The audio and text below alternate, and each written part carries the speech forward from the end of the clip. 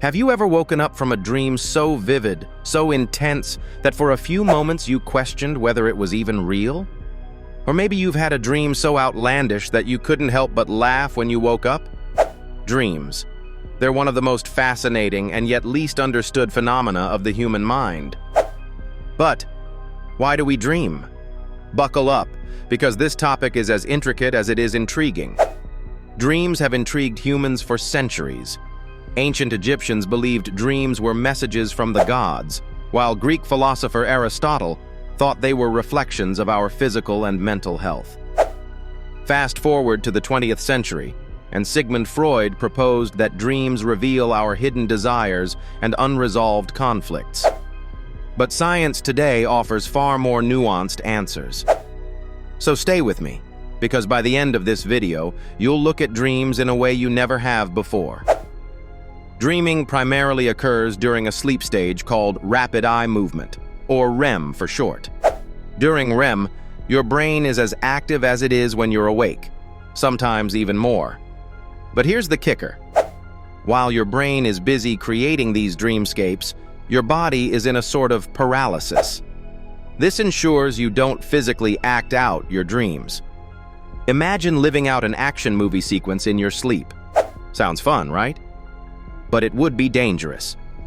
Scientists divide the theories about why we dream into two camps: the psychological and the physiological. On the psychological side, researchers propose dreams act as a therapeutic sandbox for the brain, where it works out emotional issues. Picture this. You break up with someone, and that night you dream of wandering alone through a labyrinth.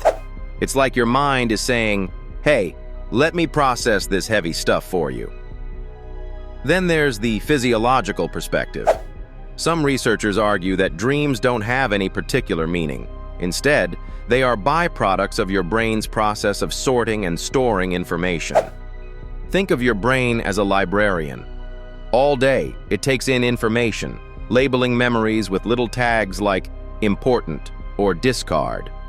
When you sleep, your brain organizes these tags, and the process manifests as dreams. Here's a surprising twist. A study by Harvard Medical School discovered that people who dream about solving a problem are actually more likely to solve it in real life. They call this dream incubation. So if you're stuck on a problem, sometimes the best course of action is to sleep on it, literally. All right, let's talk weird dreams. Because let's face it, some dreams are just bizarre. Ever had a flying dream? Or a dream where you're running but can't move? These often stem from deeper psychological themes, a sense of liberation for flying or feeling stuck in life when immobilized. And yes, science supports this. One of the most groundbreaking studies on this was called the continuity hypothesis. It states that our dreams are a direct reflection of our waking lives. Whatever preoccupies you during the day, whether it's work stress, relationship struggles, or even binge watching your favorite Netflix show, can sneak into your dreams. If dreams are a reflection of our waking lives, what about nightmares? Why does your brain conjure up such frightening or distressing scenarios? Nightmares often serve a unique function. They act as a simulation for preparing us for real-world dangers. According to the threat simulation theory, nightmares train the brain to navigate difficult or threatening situations. Ever woken up freaked out from a nightmare, only to find you handled a similar situation better later on? That's no coincidence. Now, all of this sounds pretty amazing so far. But what about the claim that dreams can predict the future?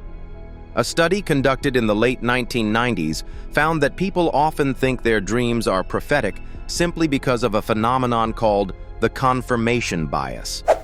In simple terms, you remember the dreams that come true, not the ones that don't. So before you stockpile canned beans based on that dream about the apocalypse, remember, it's likely just your brain having fun with you. But dreams aren't just fascinating, they're also incredibly personal. Two people can experience the same event, but their dreams might reflect vastly different perspectives or emotional responses. That's because dreams tap into your unique reservoir of thoughts, emotions, and memories. And some of you might be wondering, Can we control our dreams? In fact, yes, we can, through something called lucid dreaming. Lucid dreaming is when you become aware you're dreaming, and in some cases, can even control the dream. Imagine building your own dream world, brick by brick. Amazing, right? Lucid dreamers train their brains using specific techniques, like reality checks during waking hours or keeping dream journals. Another fascinating aspect of dreaming involves cultural variations. For instance, Native American cultures consider dreams as pathways to spiritual guidance. On the flip side, many Asian philosophies see dreams as expressions of the cosmic forces surrounding us. No matter the interpretation, one thing is clear: the universal experience of dreaming unites us all. Interestingly, both blind and sighted people dream. Blind individuals experience dreams but in different sensory forms: touch, sound, and even taste. Isn't that fascinating?